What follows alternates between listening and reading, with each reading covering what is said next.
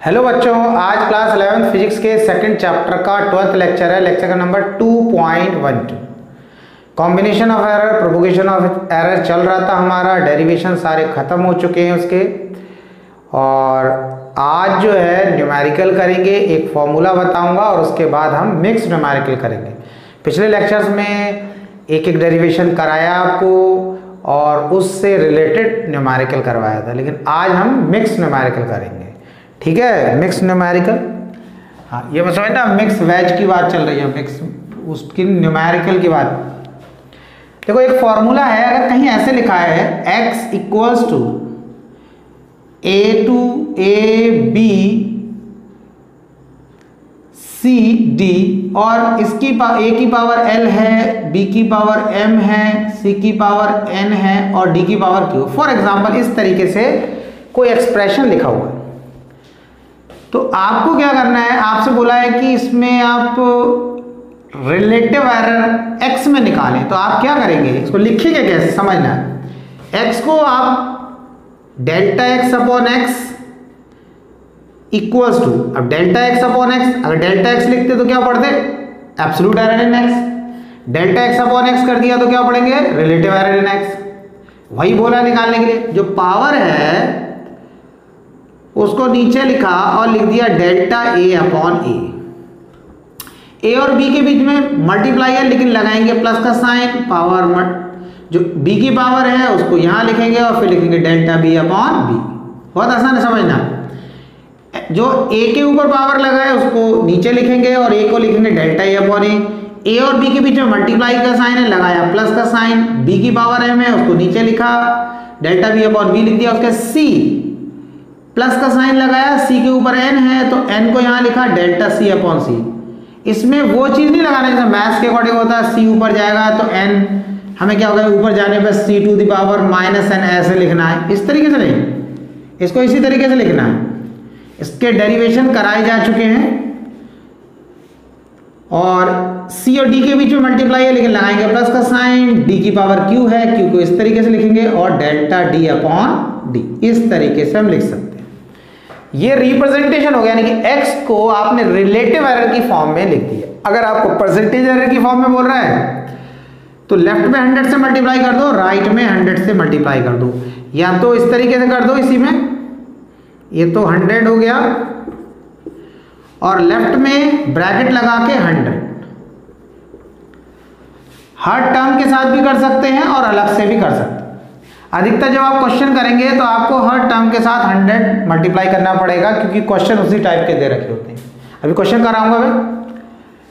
तो अभी ये मैंने एक फॉर्मूला बताया कि इस टाइप का एक्सप्रेशन है तो आपको किस तरीके से उसको लिखना है, इसको इस तरीके से लिखना है।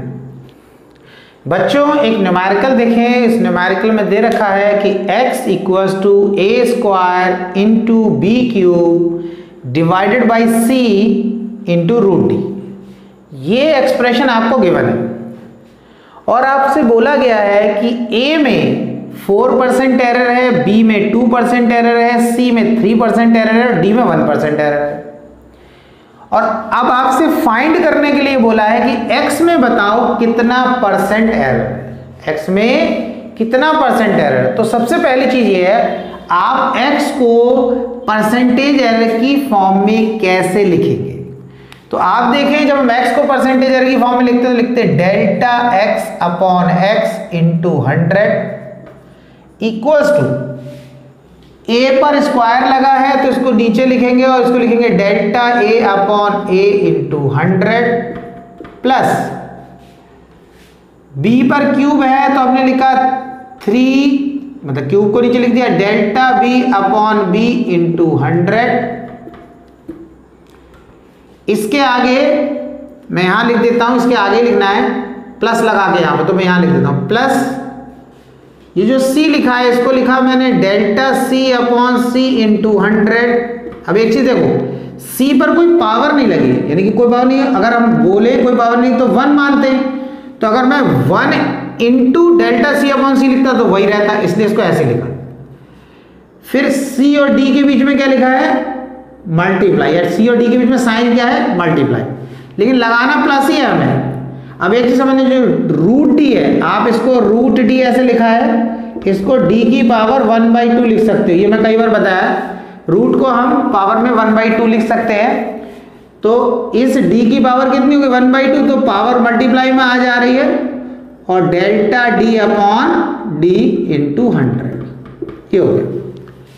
अब आपको क्या करना है, डेल्टा a अपॉन a, इसकी वैल्यू आपको दे रखा है, इस 2 को तो मैंने यहां लिखा, और delta a upon a into 100, a में परसेंटेज एरर 4%। बात समझना, डेल्टा a अब लिखा आपने, इसको बोलेंगे absolute error in a। Delta A upon A लिखेंगे, इसको बोलेंगे relative error in A. Delta A upon A into 100 लिखेंगे, बोलेंगे परसेंटेज एरर इन ए। अब delta A upon A into 100, तो ए में परसेंटेज एरर की वैल्यू 4%, इसका मतलब इसकी वैल्यू दे रखा है 4% प्लस 3, इसकी वैल्यू कितना दे रखा है यहाँ पर 2% प्लस सी की वैल्यू कितना दे रखा है 3% प्लस 1/2, ये 1/2 डेल्टा डी अपॉन डी कितना दे रखा है इंटू 1%। बात समझ में आया। अब इसके बाद क्या करना है, 2 इंटू 4 8%, 6%, 3% प्लस 0.5। क्लियर हो गया। अब इसको ऐड कर दो, 8 और 6 कितना हो गया 10, और 14 और 3 17, 17.5%, ये हो 17.5%। ये x में परसेंटेज एरर आ गया। समझ आया न्यूमेरिकल, बहुत आसान सा न्यूमेरिकल। ओके, नोट कर लें। नेक्स्ट न्यूमेरिकल देखें, एक स्फीयर दे रखा है, उसका रेडियस दे रखा है 10 सेंटीमीटर और रेडियस में एरर दे रखा है 0.2 सेंटीमीटर। आपको बोला स्फीयर के वॉल्यूम में परसेंटेज एरर बताओ, स्फीयर के वॉल्यूम में परसेंटेज एरर बताओ। तो वॉल्यूम का फॉर्मूला होता है स्फीयर के 4/3 पाई r³, ये हो गया। अब वॉल्यूम में परसेंटेज एरर निकाला, तो हमने कैसे लिखना, कैसे, delta v upon v into 100,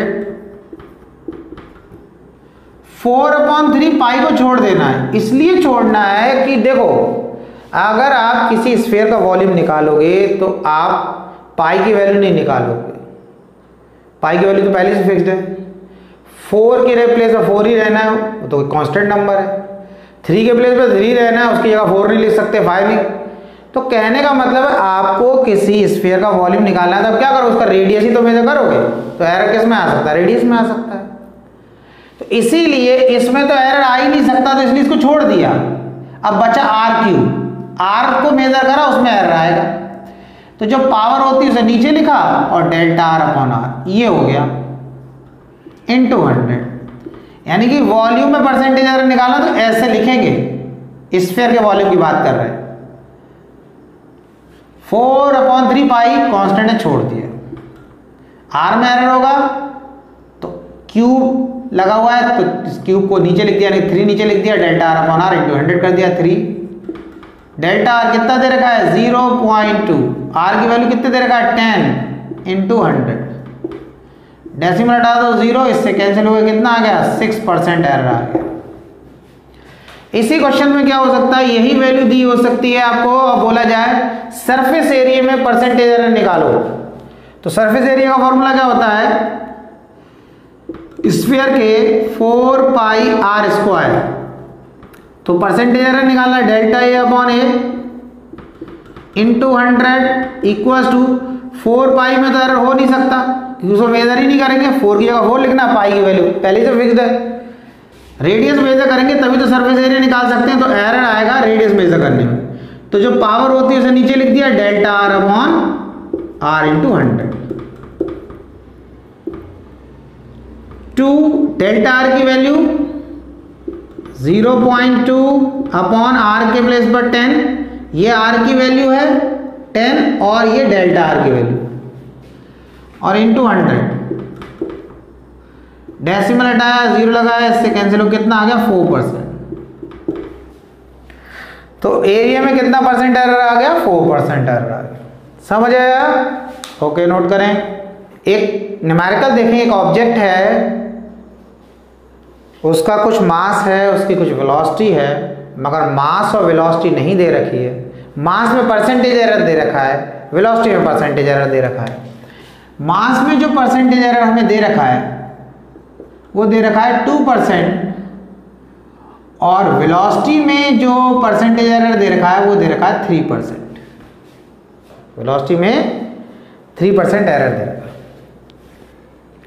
अब आपसे बोला है काइनेटिक एनर्जी में परसेंटेज एरर निकाली, तो आपने लिखा kinetic energy equals to half mv²। ये फॉर्मूला होता है। अब कैसे लिखेंगे काइनेटिक एनर्जी? परसेंटेज एरर की फॉर्म में डेल्टा के ई अपॉन के ई इंटू 100 इक्वल्स टू, अब देखो 1/2 नहीं लिखना है, इसमें तो एरर हो ही नहीं सकता। मास को मेजर करा होगा तो इसी में एरर आएगा, delta m upon m into 100। m और v के बीच में प्रोडक्ट का साइन है, लेकिन लगाएंगे प्लस का साइन, और पावर को नीचे लिखेंगे delta v upon v into 100, इस तरीके से। अब देखो इसकी वैल्यू दे रखा है, ये हो गया आपका 2% प्लस 2, और ये वैल्यू दे रखा है, ये कितना दे रखा है 3%, 2% प्लस 6%, और फाइनली हो गया आपका 8%। इतना समझ आया? ओके, नोट कर ले।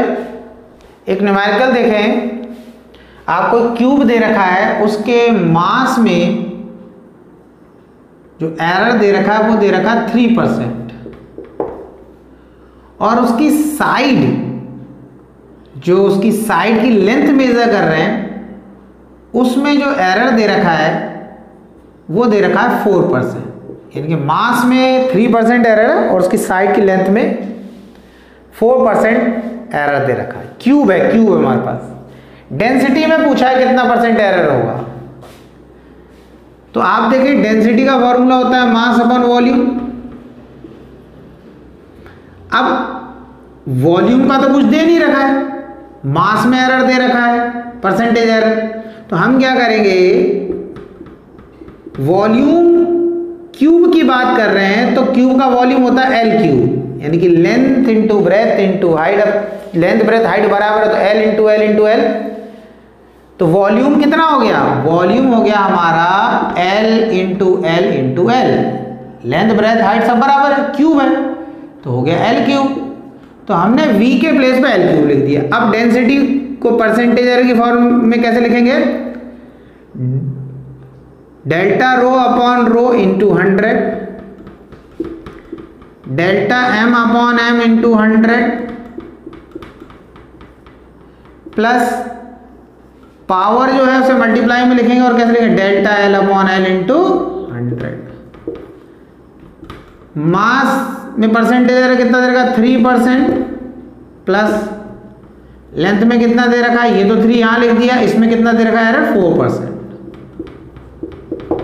तो कितना हो गया? 3% प्लस 4 3 12, तो कितना आ गया? 15%। इतना क्लियर हो गया? ओके।